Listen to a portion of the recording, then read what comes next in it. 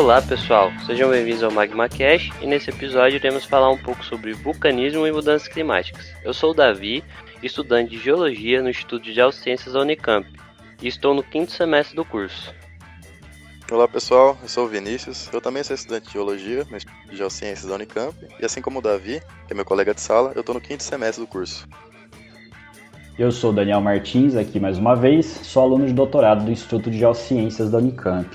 Quem é ouvinte assíduo já sabe bem, mas eu reforço. O MagmaCast é um podcast que nasceu relacionado à disciplina de Petrografia e Petrologia Ígnea do 3º ano do curso de Geologia da Unicamp. Bom, e para falar um pouquinho sobre esse assunto, que é vulcanismo e mudanças climáticas, nós trouxemos uma convidada especial, que é a Raíza Figueiredo.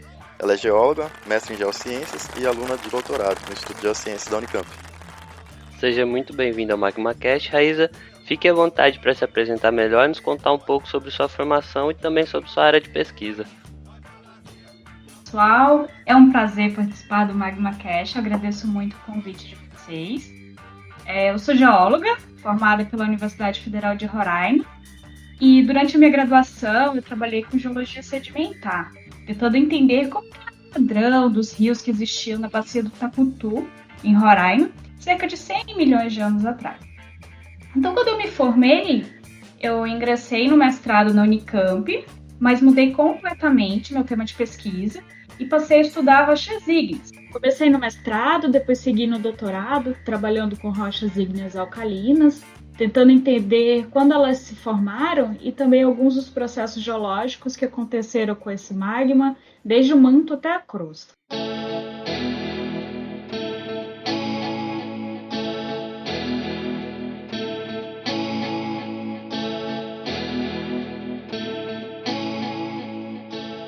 Para começo de conversa, o tema é referente às mudanças climáticas e sua relação com as atividades vulcânicas. A mudança climática é um assunto muito recorrente no nosso dia a dia.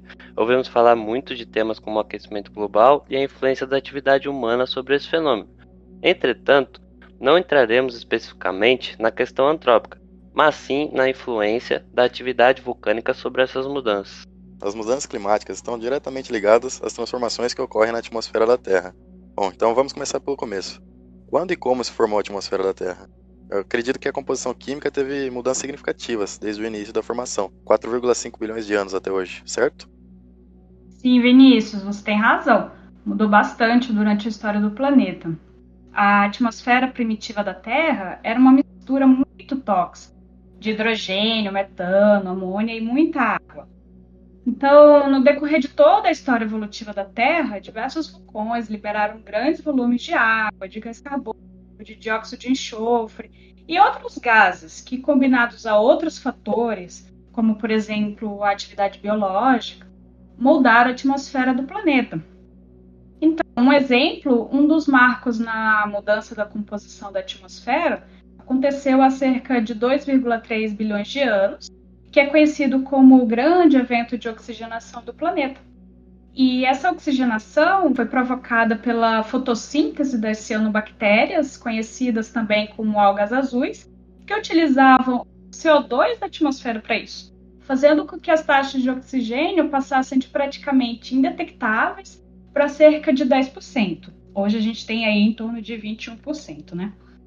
Então, Vinícius, a mudança da atmosfera, ela não aconteceu por causa de um fator só, mas foi a combinação de vários fatores, sendo que a atividade vulcânica foi um dos que mais influenciaram a composição da atmosfera, né, devido às enormes quantidades de material sólido e gases emitidos durante as erupções. E tudo isso está diretamente relacionado a períodos de aquecimento e resfriamento do planeta. E eu acho importante a gente citar também que a composição da atmosfera moderna vem sofrendo influência também da atividade humana, já que somos responsáveis pelo aumento significativo da produção de dióxido de carbono e, portanto, do aumento do efeito estufa.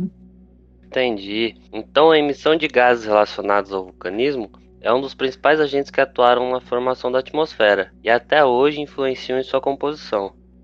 E entre esses gases que são emitidos pelos vulcões, temos o famigerado gás carbônico, CO2, que é um dos principais gases que potencializam o efeito estufa. Falando sobre o gás carbônico, o aquecimento que o desequilíbrio da quantidade desse gás na atmosfera pode causar, me apareceu uma dúvida. Raíza, existe algum gás emitido pela atividade vulcânica que é capaz de causar o resfriamento da superfície do planeta? E esses gases, eles poderiam estar relacionados a algum período glacial global?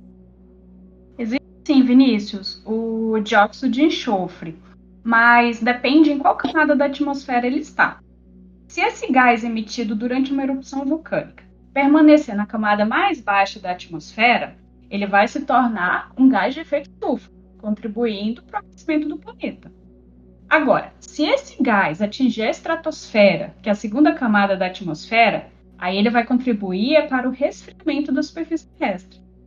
Isso porque, no caso de atingir essa camada mais alta, o dióxido de enxofre se transforma em partículas de aerossóis de sulfato, formando então camadas desse material na atmosfera. Vai acabar aumentando a reflexão da radiação solar de volta para o espaço e assim diminuir a entrada de calor na atmosfera. Então, esses aerossóis podem permanecer lá por meses ou anos.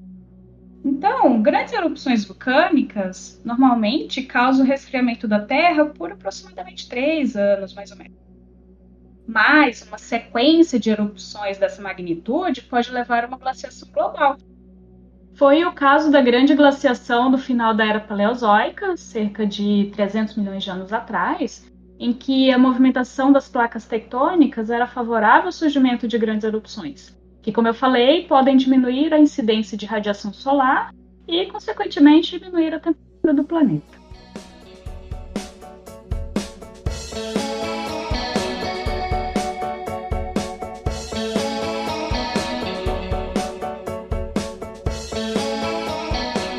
Bom, após entendermos como surgiu a atmosfera e como é o funcionamento em relação ao vulcanismo, precisamos entender como os tipos diferentes de vulcanismo podem gerar produtos diferentes, consequentemente, reações diferentes na atmosfera da Terra. As atividades vulcânicas podem ser classificadas de acordo com o estilo eruptivo. Os dois mais gerais são a erupção explosiva e a erupção efusiva. Raíza, qual que é a diferença entre esses dois estilos eruptivos? A diferença, Davi, está praticamente no tipo de magma do vulcão. As erupções explosivas acontecem em virtude da alta concentração de sílica no magma ou ainda pelo contato do magma com a água.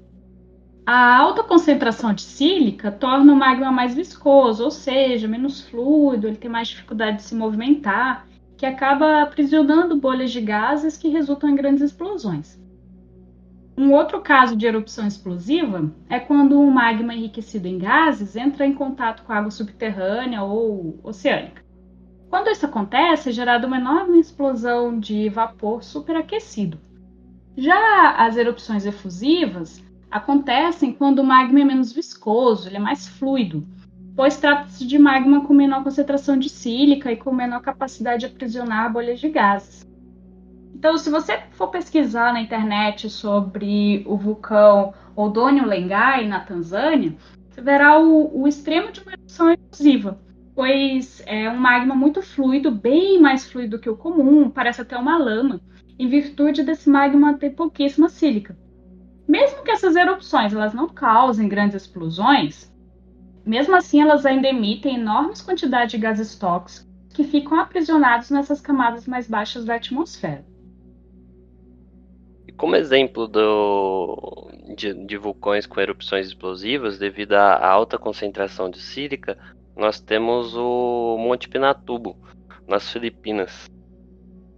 A erupção do Monte Pinatubo aconteceu em 15 de junho de 1991. Estima-se que 20 milhões de toneladas de dióxido de enxofre e material particulado foram lançados a até 20 quilômetros de altitude. Esses gases e materiais sólidos injetados na estratosfera circularam a atmosfera do planeta durante 3 semanas. Uma erupção dessa intensidade pode reduzir a radiação solar que chega à superfície da Terra e causar resfriamento.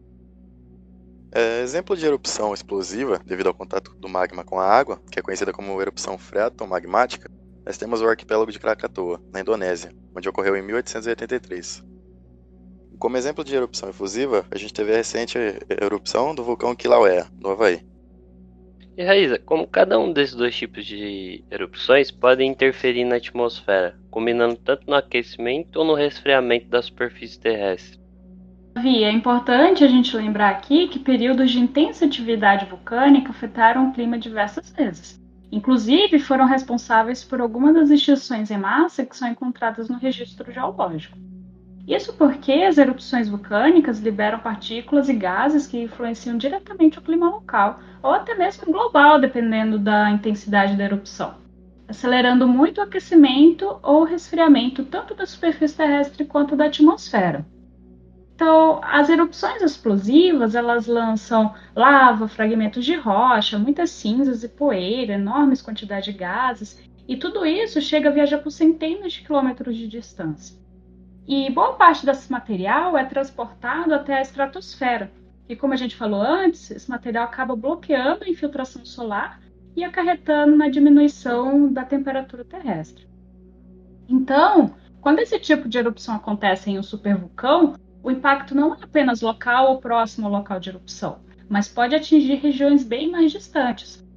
Existem vários registros de explosão de supervulcões que influenciaram no clima do planeta, nem que fosse por alguns meses.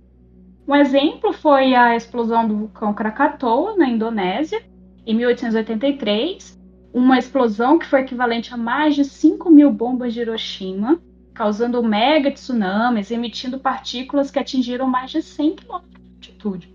Então, todo esse material emitido causou uma redução temporária da temperatura do planeta, resultando em invernos mais prolongados. Foi uma explosão que aconteceu na Indonésia e que os efeitos foram sentidos até nos Estados Unidos. E, diferente de uma erupção explosiva, o material de uma erupção efusiva não atinge grandes altitudes. Esse material, principalmente gases de efeito estufa, ficam restritos a baixas altitudes e não conseguem refletir a luz solar, aumentando então a temperatura do planeta. Voltando a falar um pouco do Monte Pinatubo nas Filipinas, existe uma pesquisa muito interessante sobre os efeitos da erupção de 1991 na atmosfera. A pesquisa foi liderada por professores da Rutgers University e do Max Planck Institute for Meteorology. O time realizou uma série de simulações climáticas que combinaram observações sobre o comportamento de aerossóis vulcânicos, e essas observações foram obtidas por radares que têm a sua base de dados hospedada na NASA. A equipe de pesquisa executou um modelo de circulação atmosférica, com e sem os aerossóis gerados pela erupção do Pinatubo, durante os 2 anos após a erupção, Ao comparar as simulações climáticas da erupção do Pinatubo com e sem esses aerossóis lançados por ele, o time de pesquisadores descobriu que a temperatura da estratosfera aumentou 4 graus Celsius por causa da absorção de radiação terrestre e radiação solar causada pela presença dos aerossóis. O modelo desenvolvido demonstrou que o efeito direto da radiação relacionada ao aumento de aerossóis vulcânicos causa aquecimento estratosférico geral e resfriamento troposférico com um padrão de aquecimento troposférico no inverno. A pesquisa mostrou que os aerossóis vulcânicos forçam mecanismos climáticos que desempenham um papel importante no processo de mudança climática global. Ao compreenderem com mais detalhes o impacto de grandes erupções vulcânicas no sistema climático da Terra, talvez os cientistas estejam em melhor posição para sugerir medidas para diminuir seus efeitos sobre as atividades humanas. As atividades vulcânicas do período de máximo térmico do Paleoceno e Eoceno possuíam um caráter mais efusivo, originando as grandes províncias ígneas, ou Large Igneous Province, que recobriram extensas áreas do oceano e continentes com lava. O magmatismo que gerou as grandes províncias ígneas não tem caráter explosivo, como forma predominante. Sendo assim, a maioria do dióxido de enxofre não conseguia atingir a estratosfera e refletir a radiação solar, enquanto o dióxido de carbono era liberado nos oceanos e nas baixas altitudes da atmosfera, resultando em um aumento significativo do efeito estufa, que culminou no aumento da temperatura global, resultante da atividade vulcânica. Mas Raíza, analisando todas essas interações entre os gases e a atmosfera, e tendo como exemplo as atividades vulcânicas, é possível para o homem introduzir gases artificialmente na atmosfera, com o intuito de combater, por exemplo, o aquecimento global? Existem estudos e pesquisas sobre isso? Isso é algo viável? Olha, Vi, esse é um assunto polêmico. Existem alguns estudos sobre a possibilidade de se injetar dióxido de enxofre na estratosfera como uma forma de diminuir os impactos da ação humana no aquecimento global. Essa ideia vem de tudo aquilo que conversamos sobre o que acontece com o dióxido